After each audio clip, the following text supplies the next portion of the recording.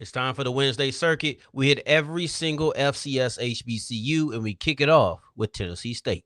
Oh, yeah, it's locked on HBCU. Play my music.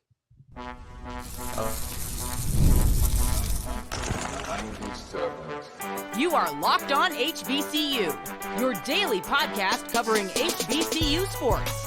Part of the Locked On Podcast Network, your team every day.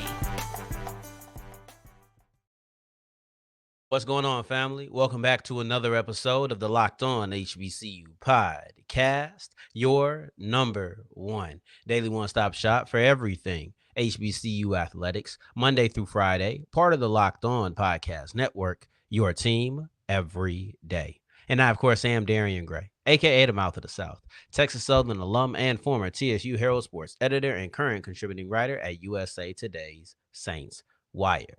Thank you for going on this journey with me, making Locked On HBCU your first listen of the day every day. And remember, just because the mic cuts off does not mean that the journey is over. Just means it's time to follow me on Twitter at South Exclusives.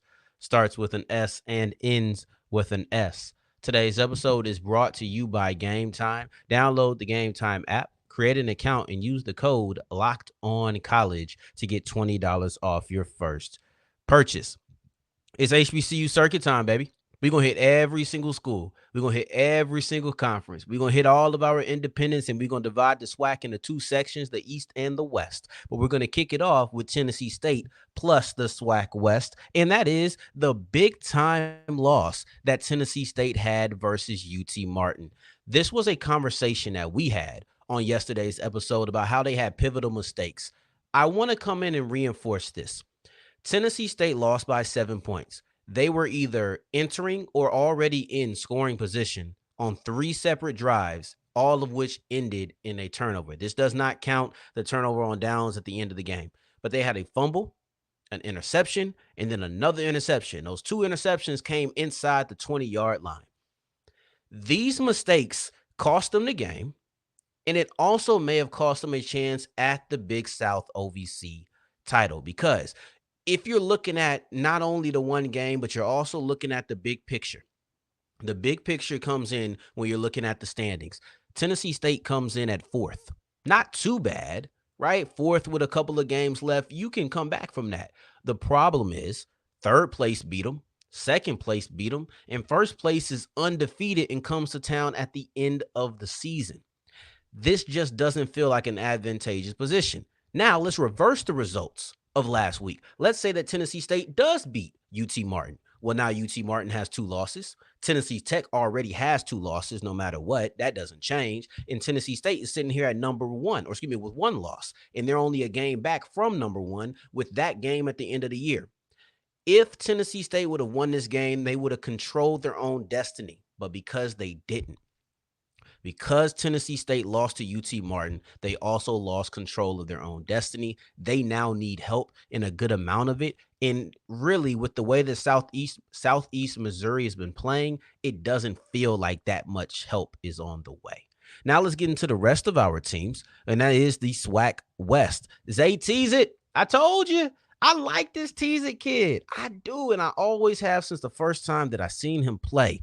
This guy has talent. This guy has a certain quality, the French call it a je ne sais quoi, right? He has a certain thing about him that you can't necessarily put into words, but watching his connection with his teammates when he was talking, you could just tell it. You could tell by how he was speaking.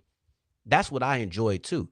After the game, in the game, I saw the talent. After the game, I saw the leadership and the connection of saying, hey, I need you to do this, that, and the third. It's going to lead to this. It's going to lead to that. And the players did it, right? That's the command of the locker room. That's the command. I don't want to say command of your players, but that's a respect factor that you get from your teammates, right? As far as Alcorn goes, because I want to flip it over to Alcorn now. If Southern was the biggest winners of the weekend, then Alcorn was the biggest losers of the weekend. Because the big thing about Southern's victory is the fact that Alcorn lost. The big part about Southern being the biggest winner is that now they have a lot of space. You came into the week tied with Southern, and Southern can falter at any moment.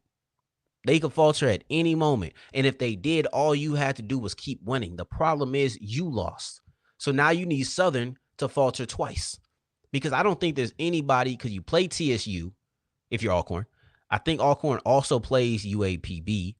And those are the two teams with two losses. You have to beat both of them. So there's no three-way tie that you can have with Southern and another team. Instead, you now have to hope that Southern loses two games. If I'm not mistaken, I think that Alcorn plays both UAPB and they play TSU. I know that they play TSU. Yeah, I don't remember the Alcorn UAPB game. But anyway, you're the biggest loser of the weekend. As for TSU, I think that this season is over. I've talked about this a little bit. I thought that losing to FAMU, being a SWAC East team, would allow you to have a little bit of hope. I thought that losing to FAMU and not having that be a divisional loss would then set you up to win a tiebreaker.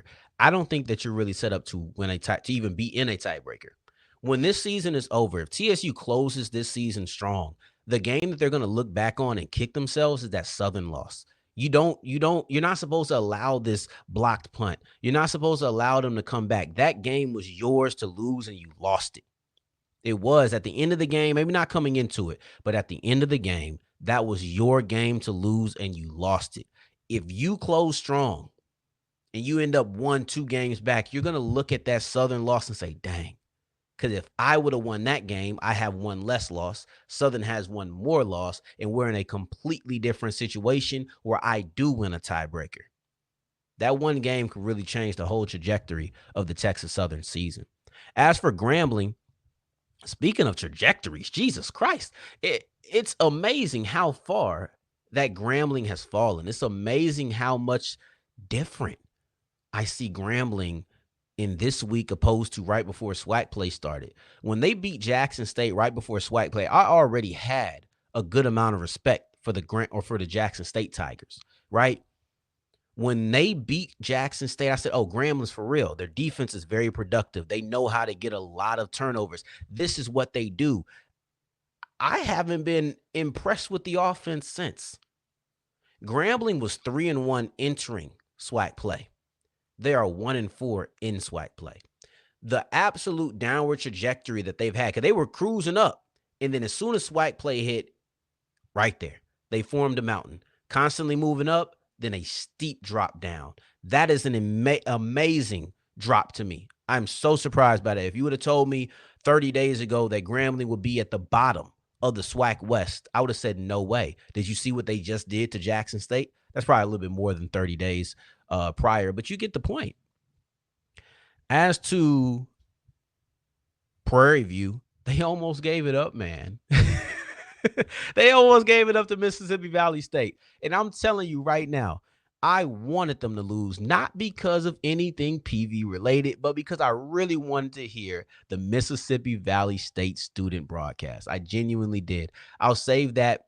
I'll say it here, because I actually have a lot of good things to say about Valley on today's episode, even though that they lost. Even though that they lost, I still had a lot of good things to say about them. PV, I think this just represents how much of a down season that you're in. Prairie View A&M is not the PV of the last half decade. This is a team that is struggling right now. This is a team that is not playing up to their standard, and their team is not to the standard that they want to hold up. It just is what it is. I'm used to PV being a competitive squad. That just has not been the case in 2024. I'm not even going to kick them while they down. They know what it is. As for the last team that we need to go over, you're looking at UAPB. University of Arkansas-Pine Bluff, when you lose 41-3, you probably just want to skip by that. So, because you can, I'm going to do it for you. We're going to skip right by it and go into the press conference where Coach Alonzo Hampton spoke about, hey, we want our fans to be rowdy just like they were out there in the vet. We want our fans to talk trash. We want our fans to be loud. And I thought that was interesting.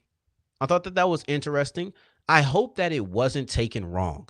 That easily, depending on who you're speaking to, there's a level of sensitivity from certain folks where they could have been offended of don't compare us. But if it was taken well, I like it because I understood the message behind it. I didn't think it was ill intent. It was very complimentary of Jackson State. It wasn't saying that y'all are poor fans. It was mostly saying, like, I want that environment when I come home. And they're home today. Or this week, I should say. That'll be something that is very interesting to watch. As we push forward, I want to look at the MEAC, the Mid-Eastern Athletic Conference, because Elijah Williams, that dog that he is the all-time sack leader for Morgan State, and that needs to that needs to be broken down as we continue with Locked On HBCU. Today's episode is brought to you by Hims. And fellas, I'm a man too, right? I want to be able to get hard. I want to be able to stay hard when I do get hard. That's not anything that's foreign to me. I get it. Sometimes it doesn't work like that. And if you're having problems with erectile dysfunction, you go ahead and go to hims.com, because Hims is going to make sure that you are properly equipped when the moment arises. Hims is changing men's healthcare by providing you with access to affordable sexual health from the comfort of your own couch. It's simple, it's easy, it's for you, and it's customized, right? You can get everything at a much more affordable price. So if you need a little bit of a boost in the bedroom, it's on you. Go to hims.com/locked on. That's HIMS.com/locked on for your personalized ED treatment. Start your free online visit today at hims.com/locked on. Products mentioned are chewable, compounded products which are not approved or verified for the safety or effectiveness by the FDA. Prescriptions require an online consultation with a healthcare provider who will determine if appropriate. Restrictions apply. See website for details and important safety information. Subscription required. Price varies based on product and subscription plan. Today's episode is also brought to you by FanDuel, and FanDuel is the official sports book of the Locked On Podcast Network. If you want to make a little bit of extra money, FanDuel is the place that I would send you to. It's very simple, right? You take what's going on this weekend. This Thursday, we have the Bengals versus the Ravens.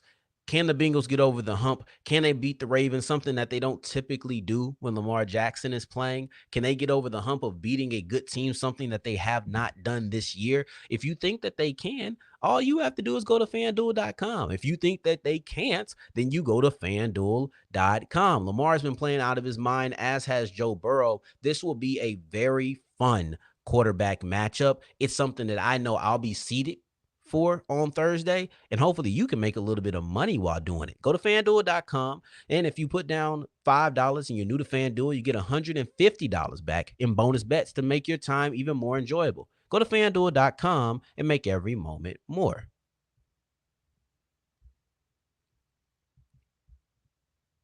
As we continue rolling on today's episode of Locked On HBCU, I appreciate you for making this your first listen of the day every day. For your second listen, make sure you're checking out Locked On Saints. They've been having a lot of things going on out there in New Orleans, and Ross Jackson is the guy to break it all down. We want to talk about coaching firings. We want to talk about deadline moves that were major and extremely impactful. This isn't the time for this, but go check it out. His Dennis Allen and Marshawn Lattimore episodes were great. I was about to go be a fan, but right now, I want to deliver everything that I can to you in a concise manner. So let's continue our HBCU circuit, starting off with Morgan State, because we looked at the offense. We looked at the offense on Monday's episode. Shout out to everybody who came for the two-a-day with the Kiera Wheeler episode, and then also recapping the weekend of action. I love y'all, for real. That being said, we looked at the offensive side of the football, and it's so rare that when we're speaking about Morgan State, that we're talking about offense. So I wanted to make sure that I really isolated that side of the football when we discussed it, because it deserved its full shine. But today, let's get to Morgan State. Let's get to what happens with Morgan State, and that's defense, specifically Elijah Williams. This is not a week-by-week conversation. This is more so a career conversation, because on Saturday,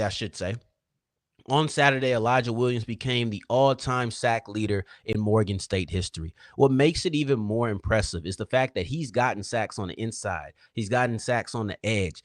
He's a guy who can legitimately line up at 3 different positions and give you that work. When I think about Elijah Williams, one of the things that really sticks out to me is a Gerald Huggins quote from when he was on the show doing our HBCU top 10 prospects. Matter of fact, let's go ahead and flash that up. Elijah Williams came in at number 2, and one of the things that G said was he's talked to all of the best offensive linemen from the MEAC over the last couple of years, and Elijah Williams was the player that none of them wanted to block. And that comes from him being a freshman. He's a 4-year player who's consistently racked up sacks, and he's going to topple his career high this year. He's going to reach double digits for the first time this year, but he's consistently been doing this. He's had a low of 7 sacks over the last 3 seasons, and he's going to set his career high in 2024. Elijah Williams is a freaking dog. There's no other way to put it. Elijah Williams is a dog, and I haven't seen anybody who could keep him on a leash. Now, as you push forward, let's look at Norfolk State. Norfolk State, you let Morgan State come back. You put up 37 points. You're supposed to beat Morgan State 10 out of 10 times. That's what the book tells us. The book tells us that if you put up 30 points in regulation, 31 points, you're supposed to beat Morgan State. And that's not any disrespect or anything. I just think that this is a defensive failure because Jalen Daniels, he did what he needed to do. 13 to 18, 180 yards. They never ask him to do much. 2 touchdowns. They never ask him to do much. Kevon King, over 100 yards on the ground. You had your run game. You had your quarterback playing efficient. You put up 31 points on a pretty good defense. I can't look at the Norfolk State offense and be like, what are you doing? I don't think losing to Morgan State is a shame. I think allowing Morgan State to come back on you from 21 points is extremely surprising. It's kind of like what we said with Southern in Alcorn. If Southern is the biggest winner, that makes Alcorn the biggest loser. If Morgan State was the biggest surprise, that kind of makes Norfolk State the biggest disappointment over the weekend. I was just very shocked at the fact that they came back. I don't know what made me not turn off the game, but I had this feeling. Now, as we continue rolling through our MEAC, right? North Carolina Central. For North Carolina Central, this loss to South Carolina State is devastating. For North Carolina Central, this loss to South Carolina State may have just jeopardized their entire hopes of postseason play. I don't know how they're going to be treated as far as FCS playoff competition goes in consideration because of that E-line game. That's still on the fence. I don't know if they're going to weigh the E-line game or the Campbell game more. It'll probably depend on how they close out MEAC play, to be honest. But if we're only looking at the MEAC championship and the ability to get into the Celebration Bowl, they need to love Morgan State. North Carolina Central fans, if you want to play in the Celebration Bowl, you need to root for Morgan State. Because as you go through the schedule, everybody has a loss except for South Carolina State. And you play Howard. Howard beating South Carolina State, and then you beating Howard is just going to keep you in a 2-way tie. The one team that could beat South Carolina State, and they could all end up in a 3-way tie with one loss and no one has beat the other 2 teams, is Morgan State. If South Carolina State loses to Morgan State, who lost to North Carolina Central, who lost to South Carolina State, then we'll have conversations about 3-way ties. I don't know what that looks like right now. I'll wait until it happens, if it even does happen, to explore it. But if you're North Carolina Central, you need to be loving on your Morgan State brothers and sisters and tell them, we need you to go out there and beat South Carolina State because we didn't do it, and now we need help, and you're the team who needs to do it. Everybody else, they beat Morgan State. Don't matter no more. Who did North Carolina Central? Oh, South Carolina State. I like to do this where I structure it, where we talk about the team and then the team that they played. As for South Carolina State, similarly to Morgan State, we talked all about the offense. We did that on Friday, talking about the wide receiving core. I did speak a little bit about the defense on that. That was probably half and half. But then I come in on Monday and I speak about Eric Phoenix pretty much writing his name in stone as the MEAC Offensive Player of the Year. But can we give some love to the defense of South Carolina State, specifically on the defensive line? South Carolina State has the best tandem of pass rushers in not only black college football, but in FCS football. Because you're looking at Ashad Hall. There's nobody in black college football who has more sacks than Hall. There's only 2 people who have more sacks than Hall in the country. And if we expand this to sacks per game, now you get his teammate, Jaden Broughton, comes in the conversation. And if you're looking at Hall and Broughton, They're both in top 5 in the country in sacks per game. They're the top 2 in black college football in sacks per game. This is the best pass rushing tandem in FCS football. They're the only school with 2 players in the top 5 in sacks per game. This is the best pass rushing tandem in the game, period. There's nothing else to say about that. Now, you look at Delaware State. Welcome to the MEAC. 2 weeks, 2 beatdowns. There's not much to say. You got shut out 38-0. You were down 24-0 before the second half. You were in pretty much pass mode when that happens. You need to pass the football, and you ended with 44 yards and 2 interceptions. That's not winning football. That's not comeback football. I don't think that there's much to say here. Delaware State has been beat down the last couple of weeks, and that's a tough one to see if you're a Hornet fan. Now to Howard. Howard. This is what we've been looking for. This is the best game that Ja'Shawn Scroggins has played all year. It's his most yardage he's had. He had 5 touchdowns. He has now 9 on the season. So over half of his touchdown production came in this game. You're looking at the best passing yardage that he's had all year. On the ground, he was a big part of the run game, which isn't strange. It isn't rare. It isn't unseen before. But you're looking at you're looking at Howard. You're looking at Howard, who has all 3 of their main rushers be productive against Delaware State. Hunter had 88 yards. Scroggins had Hunter had 88 yards. Scroggins had 60 and a touchdown. James had 58. Easily what you want to see out of the Howard Bison. I know that Scroggins is going to run. You know that he's going to have some carries. But look, Hunter and James both had double-digit carries in this game. That's what you want to see. Now moving on to our independents and former MEAC schools, Hampton. Hampton had another close game versus a top 25 team. That's kind of been recurring for them outside of the William and Mary game. They don't get blown out by these big time games or these big time teams. And I think that I'm still viewing Hampton as a acclimating team to the conference. I think that timeline is almost done, but I still kind of keep them in that back end of it. They're doing really good. They're starting to compete with some of the upper level teams. You obviously want to win these games, but if we're going step by step and looking at it as a process and making progress, Hampton is doing really well, and they're being way more competitive this year than they have been in years past. They went toe-to-toe with 2 top 25 teams at the top of their conference.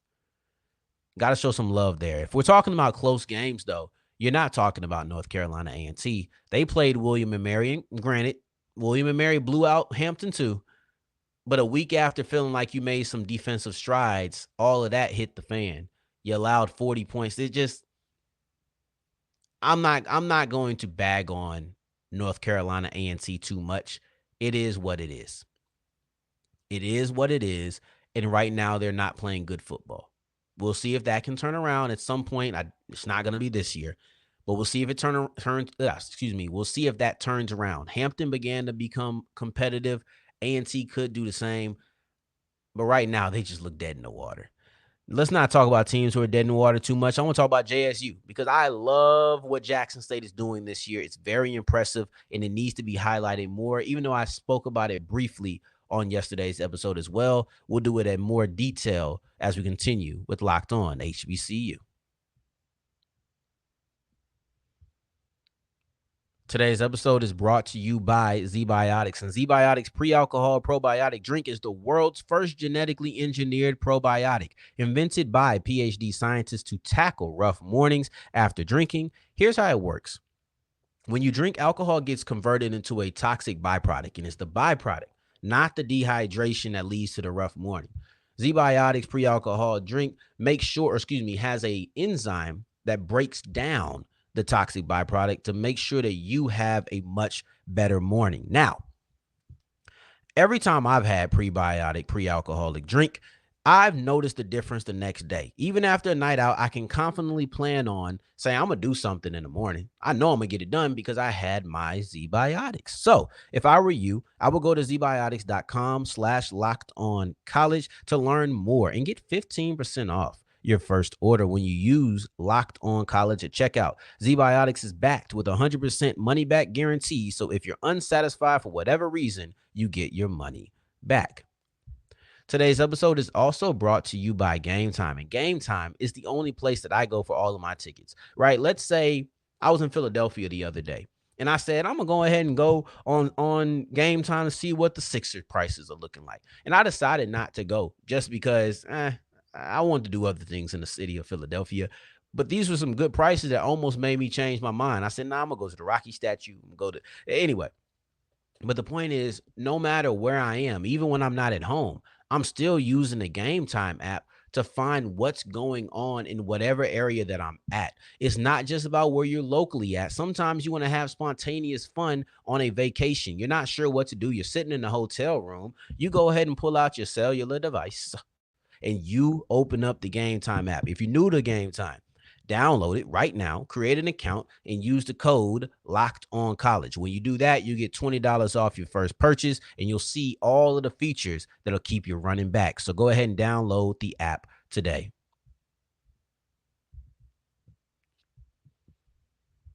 As we're wrapping up today's episode of Locked On HBCU, I appreciate you for making this your first listen of the day every day, making it all the way to segment 3, and I thank you 2 times for that.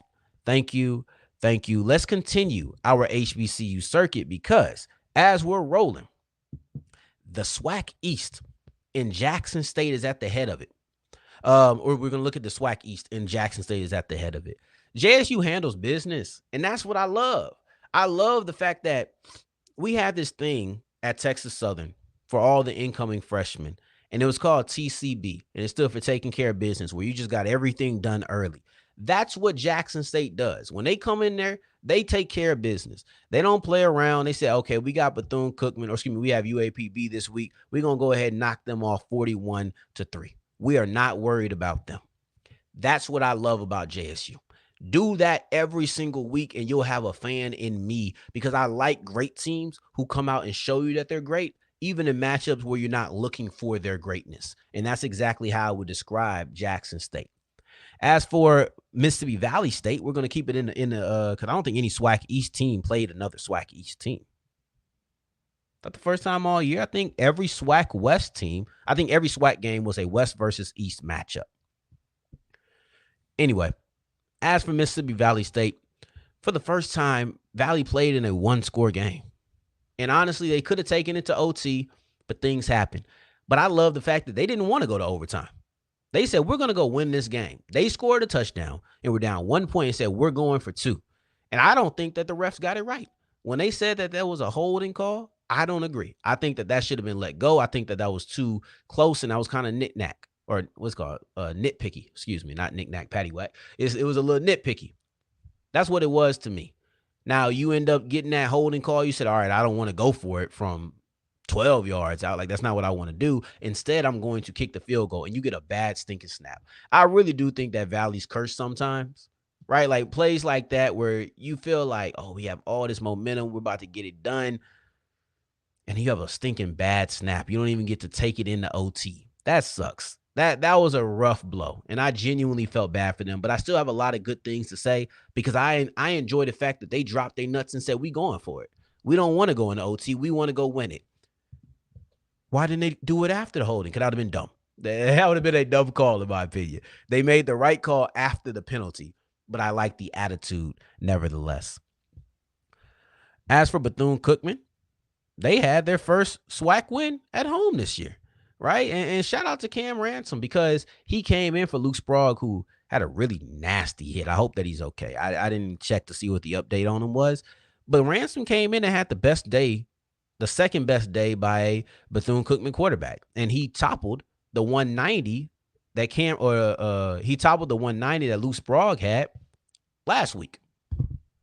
So with him having that, I'm sitting here like, oh, I got everything I need from Cam Ransom. 199 yards. You don't typically throw the ball for that prolific rate. Remember, last week when we talked about Sprague's 190, we talked about how that was the second best day by a quarterback at Bethune-Cookman in 2024. That's now been dethroned. You still haven't got up to the first one, but I don't think you're going to get 320 yards again. Just the fact that Bethune-Cookman had over 200 passing yards when you combine Ransom and Sprague in this game against Grambling, very impressive. Very, very impressive. As for FAMU, all around domination, what is there to say? I know that this is my alma mater, so maybe that's why I'm a little bit less for words. But what's come on, man. They dominated this game from start to finish. There was a point where TSU tried to make it seem competitive. They got within 14. FAMU said, okay, we're going to return this kickoff for a touchdown. Now, this was the coolest part of the game. When they returned the kickoff for a touchdown, TSU returned the kickoff for a touchdown. So it was back to back. That was one of the coolest moments. So you close it to 14, or your lead lessens to 14. Let's look at it from the Rattler perspective. Your lead lessens down to 14, drops to 14. You return a kick. You think you got all the momentum. We stalled that out. Then TSU returns a kick. So what do? You come in and you drive down immediately for a touchdown. Say, this is our game. I understand you scored 21 points in the third quarter, but so did we. We ain't letting you get a leg up. I'm not even giving you a chance. This was a dominating performance by FAMU, and genuinely not much more to say about it. Let's move to another state. Let's now, let's go ahead and close it out with the Alabama teams, starting off with Alabama A&M. Alabama A&M, I thought Langford had a solid day, but it just wasn't good enough. That's kind of like his last drive.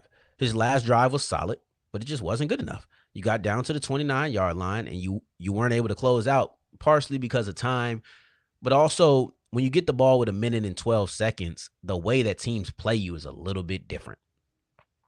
So I'm not going to sit here and act like he's just dicing them up, but I thought he made a couple of really nice plays. I thought he made a couple of good momentum, not good momentum, but good accuracy, good smart football decisions, getting out of bounds. I thought he had a good last drive, just like he had a good day. Had 169 yards on the through the air, Not gonna blow you away, but when you pair it with nearly 100 yards on the ground, okay, acceptable. So yeah, this was a solid game, but not good enough for Langford. Solid game, but not good enough for Alabama A&M. Then it's for Alabama State. Let me tell you, I'm going to close it out talking about Kareem Key, because Kareem Key showed me something that I had not seen from him all year. And it's only a few games that he's played, but he showed me the ability to make plays through the air downfield, make plays through the air when they know they're going to attempt a pass. What I praised Kareem Key for all year, I keep saying all year when it's only a few games for him, but in his short stint, what I've praised Kareem Key for is the ability to keep Alabama State on schedule. Short throws with good accuracy, allow for runs after the catch. But I'm talking about a 3rd and 8 this game in the fourth quarter. You're 3rd and 8, you're going to throw the ball. And he launches that thing 43 yards. 43 yards to Robert McMinn. Then you're looking at early in the game, third quarter. These are both late game situations. He launches that thing to Eric Horn, and it's a touchdown. These are 2 big-time plays, and I understand that Alabama State scored a defensive touchdown, and they're going to be way more difficult to beat when you allow them to score a defensive touchdown. I understand that happened, but with Kareem Key in the third and fourth quarter, when they needed the offense to make a play, Kareem Key did it. Kareem Key did it. And that was the most impressive thing that I've seen from him is I know you're going to throw, you know I'm going to throw, and I'm still going to beat you. They got something over there. They got something, man. They do. Now, this was our HBCU circuit. Every single Wednesday, we hit all of the HBCUs from the FCS subdivision all the way through the Independents, the SWAC, and the MEAC. So I'll see you guys next week for that. On tomorrow, we'll have our games to watch that are not our games of the week. So be on the lookout for that as well. In the meantime, in between time, until the next time that we hear each other, family, take care, stay blessed. Peace.